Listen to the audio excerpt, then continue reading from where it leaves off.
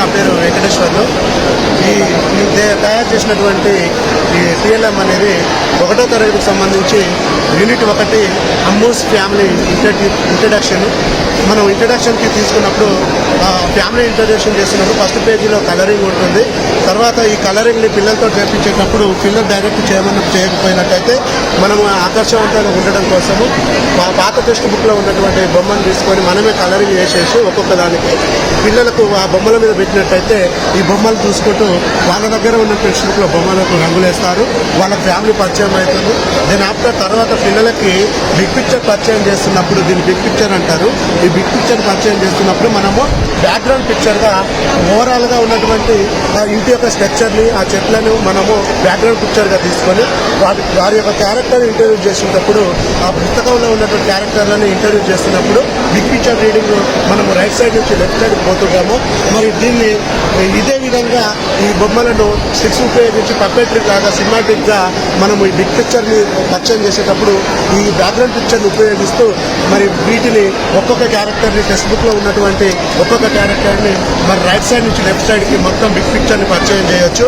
ఈ విధంగా ఒక పేజీ కంప్లీట్ అయిన తర్వాత రోజు మరి ఇదే బ్యాక్గ్రౌండ్ పిక్చర్ని ఉపయోగిస్తూ మరి తర్వాత పేజీలో ఉన్నటువంటి ఈ చిత్రాన్ని కూడా ఈ యొక్క క్యారెక్టర్స్ ఉపయోగించుకుంటూ పప్పెట్రీ రూపంలో మరి పిల్లలకు పరిచయం చేయొచ్చు.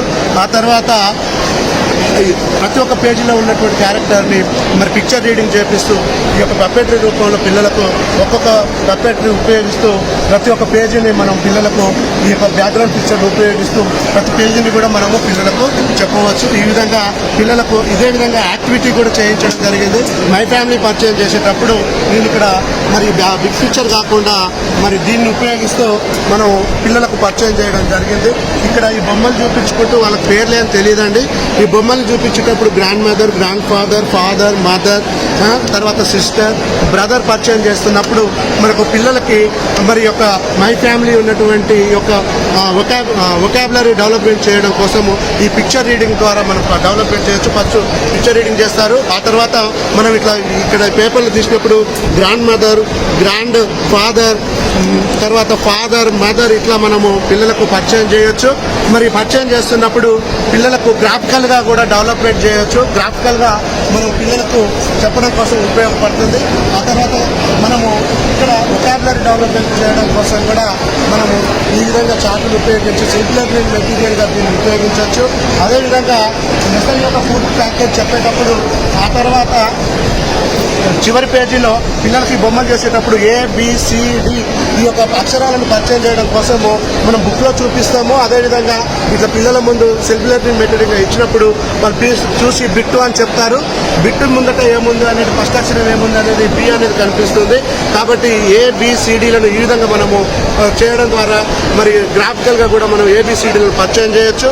అదేవిధంగా బుక్లో ఉన్నటువంటి ఇంకొక యాక్టివిటీ ఉన్నది. ఈ యాక్టివిటీని బుక్లో ఉన్న దాంతో చేపించడంతో పాటు అదేవిధంగా బ్యాక్గ్రౌండ్గా ఉన్నటువంటి కొత్త పదాలను కూడా మనం ఒక్కొక్క D అనే అక్షరానికి నేర్పించేటప్పుడు D తోటి మొదలయ్యే అక్షరాలను స్మాల్ లెటర్ తోటి బిగ్ లెటర్ తోటి ఉన్నటువంటి పదాలను మనం తయారు చేసి D for donkey, D for dress, కొత్త పదాలను బుక్లో ఉన్న పదాలతో పాటు కొత్త పదాలను కూడా సెల్ఫ్ లెర్నింగ్గా మనము బహుళ తరగతి బోధనలో కూడా దీన్ని ఉపయోగించి మరి ఈ పదాలను రాయండి, చదవండి అని చెప్పి మరి ఇంకొక తరగతిని కూడా చెప్పడానికి ఇది ఉపయోగపడుతుంది.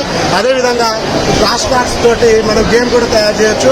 ఈ గేమ్ వేసేసి మనం ఇప్పటివరకు అయితే ఏదైతే పరిచయం చేసిన ABCDలను ఈ కింద వేసినటువంటి ఈ యొక్క ఫ్లాష్ కార్డ్స్లో ఉన్నటువంటి ఈ వీటిని తీసుకొని ఫ్లాష్ కార్డ్స్గా పెళ్లి పద్ధతిని ఉపయోగించడం జరిగింది.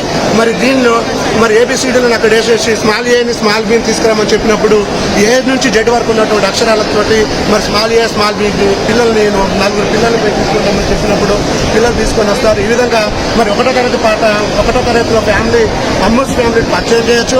అదేవిధంగా మరి అన్ని పాఠాలకు సంబంధించిన బ్యాక్గ్రౌండ్ కూడా మనం బ్యాక్గ్రౌండ్ పిక్చర్ని కూడా మనం తయారు చేసుకొని పిల్లలకు పరిచయం చేయడానికి ప్రతి లెసన్ కూడా బ్యాక్గ్రౌండ్ పిక్చర్ పెట్టేసి ఈ పప్పెట్రీ ద్వారా ప్రతి లెసన్ కూడా చెప్పొచ్చు. ఈ విధంగా బుక్ మొత్తానికి కూడా ఇది ఉపయోగపడుతుంది. ఇది పూర్తి లెసన్ ప్యాకేజ్ మరి టెక్స్ట్ బుక్ ప్యాకేజ్ అని కూడా చెప్పవచ్చు. Thank you. ఈ వీడియో కనుక మీకు నచ్చినట్లయితే లైక్, షేర్ మరియు కామెంట్ చేయండి. మరిన్ని వీడియోస్ కోసం మా ఛానల్ని సబ్స్క్రైబ్ చేసుకోండి.